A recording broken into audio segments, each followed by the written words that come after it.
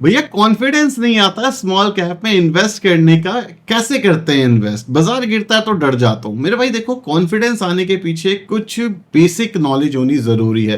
देखो, जब भी आपको कॉन्फिडेंस चाहिए, कॉन्फिडेंस सिर्फ और सिर्फ नॉलेज के ऊपर बेस्ड होता है। जैसे अगर आप चाहते हो कि भाई स्कूल के अंदर आपको मजा आता हो किसी सब्जेक्ट के अंदर, जैसे लेट सपोज किसी को इंग्लिश में मजा आता है, तो कैसे आता है? कॉन्फिडेंस है, नॉलेज है। ठीक है, कुछ लोगों को मैथ्स में मजा आता है, आधे लोग मैथ्स से भागते हैं। क्यों? क्योंकि कॉन्फिडेंस है, नॉलेज है। तो आज मैं समझाता हूं कि कैसे कॉन्फिडेंटली आपको स्मॉल कैप के अंदर इन्वेस्ट करना है। इवन नॉट स्मॉल कैप, किसी भी म्यूचुअल फंड, किसी भी स्टॉक के अंदर कॉन्फिडेंस कैसे आता है इन्वेस्ट करने का। तो एग्जांपल के लिए क्वांट म्यूचुअल फंड ले लेते हैं। क्वांट का स्मॉल कैप म्यूचुअल फंड इसलिए लेना चाहिए हमें क्योंकि यहां कॉन्फिडेंस की कमी हो रही है लोगों के अंदर। अगर आप एक साल के रिटर्न्स देखते हो तो भाई साहब लोग बोलेंगे अरे ये तो अंडर परफॉर्म कर रहा है, विच इज रियली ट्रू। क्योंकि अगर आप देखोगे बेंचमार्क ने 15% के रिटर्न दिए हैं, वहीं पर वो जो फंड है क्वांट का उसने 9% के दिए, तो अंडर परफॉर्मेंस तो ह्यूज है। लेकिन हम यहाँ पे देख रहे हैं एब्सोल्यूट रिटर्न। ठीक है, XIRR भी देख सकते हो, तो XIRR जो फंड है उसने -3 दिया है, और जो हमारा म्यूचुअल फंड है मतलब जो बेंचमार्क है उसने दिया है -1%। लेकिन अब अगर आप एक महीने का टारगेट देखते हो तो एक महीने में जो बेंचमार्क है उसने अंडर परफॉर्म करा है, जो हमारा म्यूचुअल फंड है जो कि क्वांट का स्मॉल कैप उसने आउट परफॉर्म करा है। अब ये चीज एनालिसिस के थ्रू आ सकती है। एनालिसिस कैसे हो सकती है, कैसे नॉर्मल करते हैं, पहले ये बताता हूँ। आप जाओगे किसी की वीडियो देखोगे, पूछोगे भाई ये म्यूचुअल फंड सही है या फिर नहीं है, किस बेसिस पे वो आपको आंसर दे रहा है। हो सकता है पास्ट रिटर्न्स देख लिए हो सकता है बोल रहा हो कि भाई बेंचमार्क को अभी बीट कर रहा है, टॉप परफॉर्मिंग है। इस बेसिस पे नॉर्मली जाकर के 90% जो जनता है वो म्यूचुअल फंड खरीदती है, जो कि सही नहीं है। बेस्ट तरीका क्या होता है म्यूचुअल फंड खरीदने का? सबसे पहली चीज कंसिस्टेंसी इंपॉर्टेंट होती है कि भाई 10 साल 5 साल 3 साल, एटलीस्ट 5 साल 3 साल और 1 साल के अंदर म्यूचुअल फंड टॉप 5 टॉप 7 के अंदर रहना चाहिए। तो इस चीज को हम कंसिस्टेंसी के अंदर कंसिडर कर सकते हैं। दूसरी चीज, हमेशा अपने बेंचमार्क को बीट करें। जैसे अगर हम 5 साल का टाइम देखें, quant small cap mutual fund के लिए वही खुला हुआ है, तो बेंचमार्क को बीट कर रहा है। 3 साल का टाइम देखें तो भाई बेंचमार्क को बीट कर रहा है। 1 साल का टाइम देखें तो अब बेंचमार्क को बीट नहीं कर रहा, अब अंडर परफॉर्म कर रहा है। 6 महीने का टाइम देखें तो देखो बेंचमार्क के पास आ चुका है, ये ब्रेक इवन पे है। 3 महीने का टाइम देखें, यहाँ पे ब्रेक इवन मिल चुका है। 1 महीने का टाइम देखेंगे तो ब्रेक इवन ऑब्वियसली आ चुका है यहाँ पे। सो नेट नेट आप देख सकते हो कि जो कंसिस्टेंसी है वो कहीं ना कहीं इस म्यूचुअल फंड के अंदर वापस से आती जा रही है।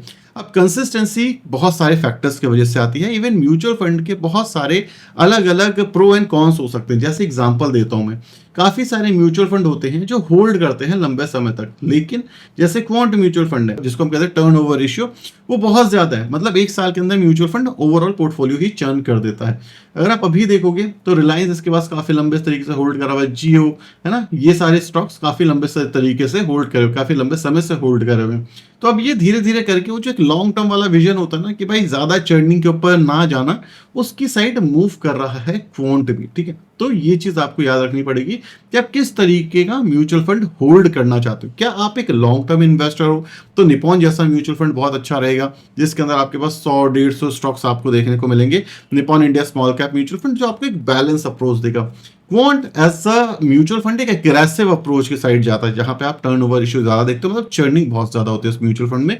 इवन अगर आप स्टॉक की होल्डिंग देखोगे तो वो चीज इंडिकेट करती है। जैसे रिलायंस 10% है, जियो 4% है ना, तो ऊपर के टॉप 10 टॉप 5 स्टॉक के अंदर ही करीब करीब 30% की होल्डिंग आपको दिख जाएगी। इसी वजह से अगर आप देखोगे तो अगर कॉन्सेंट्रेशन इन कुछ स्टॉक्स के अंदर ही प्रॉब्लम आ गई तो आपका पैसा बनना थोड़ा सा मुश्किल हो जाएगा। एक टाइम पे तो रिलायंस 10% था, जियो भी 10% के आसपास था, तो ये दो स्टॉक नहीं हिलते तो ये पैसा नहीं बना पाता है ना। इसी तरीके से आप इसके स्टॉक्स को देखोगे ना तो ये हाई रिस्क स्टॉक्स हैं।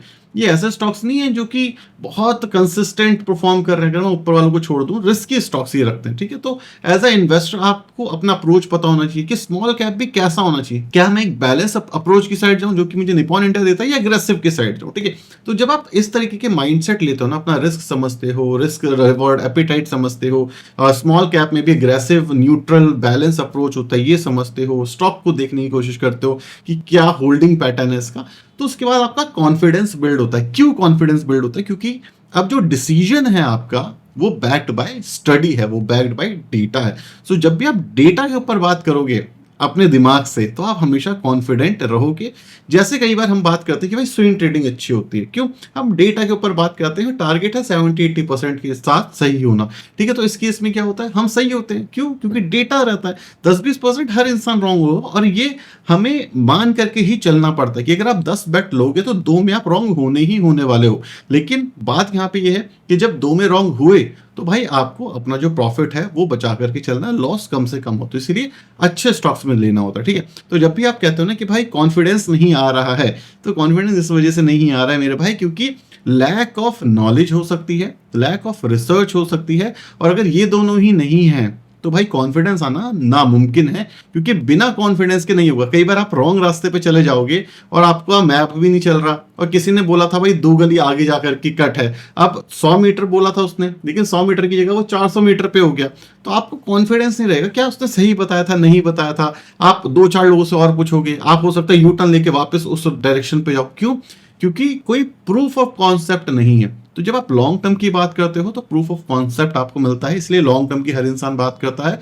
दूसरी चीज, जब भी आप म्यूचुअल फंड खरीदते हो तो कुछ पैरामीटर्स जो मैंने अभी डिस्कस करे वो आप कंसिडर करोगे तो कॉन्फिडेंस आपको भी आएगा, और इसी वजह से मेरे को अपनी इन्वेस्टमेंट पे कॉन्फिडेंस आता है। मंजीत भाई का कमेंट आ रहा है, कह रहे Motilal Oswal mid cap recovery करेगा क्या? बिल्कुल भाई, क्यों नहीं करेगा Motilal Oswal mid cap recovery. Motilal Oswal mid cap जो है एक अच्छा म्यूचुअल फंड है। मोतीलाल ओसवाल को दिखाने की कोशिश करूं तो देखो गिरावट अच्छी खासी है, लेकिन अगर हम इसके पोर्टफोलियो को देखें तो पोर्टफोलियो को समझो क्या है। कोफोर्ज टॉप पे है, 10% की होल्डिंग है, ये याद रखना।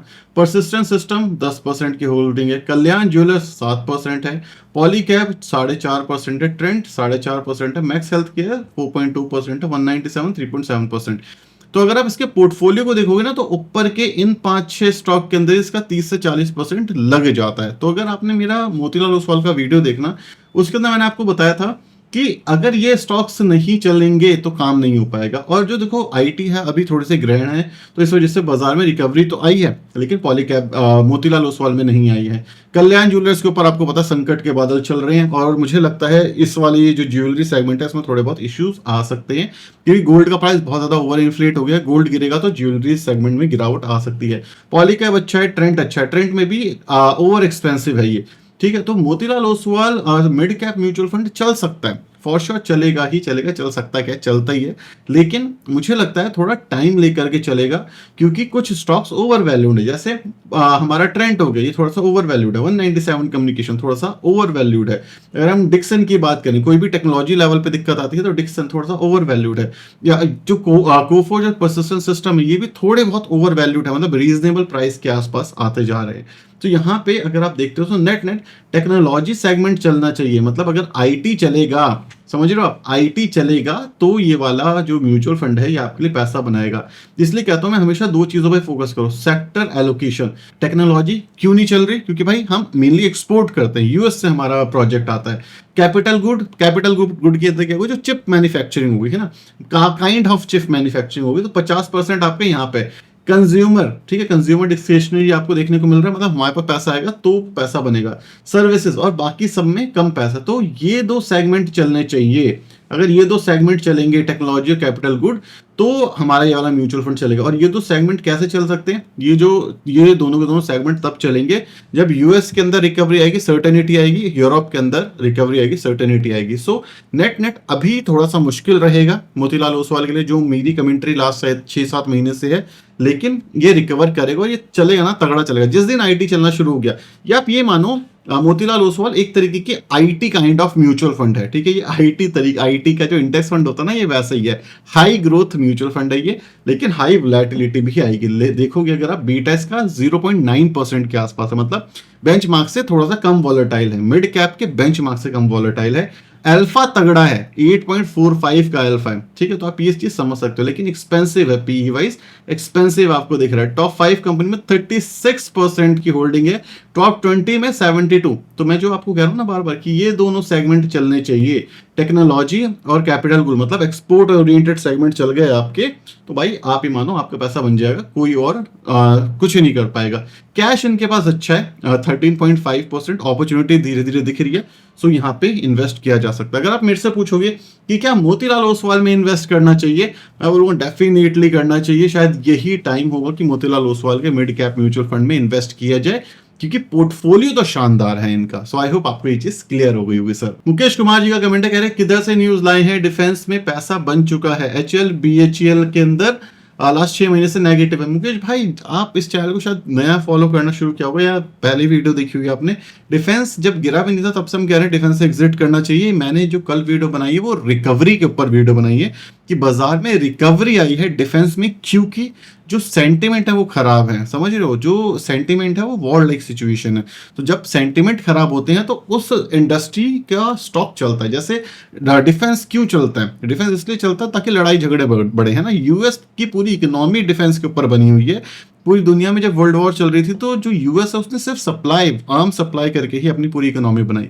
इसी तरीके से जो HAL है या भारत इलेक्ट्रॉनिक्स है वो भी इसीलिए चल रहे हैं क्योंकि हमारे इंडिया और पाकिस्तान के बीच में टेंशन्स बढ़ गई हैं। तो इसी वजह से हमारे डिफेंस जो सेगमेंट है वो थोड़ा सा अप मूव के अंदर दिखा है। इसका ये मतलब है कि भाई प्रॉफिट बुकिंग ऑप्शन है यहाँ पे, इसका लॉन्ग टर्म में बहुत बड़ा वेल्थ बिल्डर होने के चांसेस कम है। तो मैंने यही चीज बोली है, रिकवरी हुई है। प्रॉफिट आप बना नहीं सकते अभी, प्रॉफिट बनाने के लिए आपको काफी वेट करना पड़ेगा अगर आप डिफेंस में प्रॉफिट बनाना चाहते हो। तो मैंने बस ये बोला, मैंने ये नहीं बोला कि प्रॉफिट बन ही नहीं सकता यार, गिरावट इतनी ज्यादा, प्रॉफिट बनने में टाइम लगेगा इस सेगमेंट में। तो ये कुछ क्वेश्चन थे जो कि इस वीडियो के अंदर लेते हैं। वीडियो पसंद आए तो प्लीज इस वीडियो को लाइक और चैनल को सब्सक्राइब कर देना। Thank you so much for watching this video, signing off.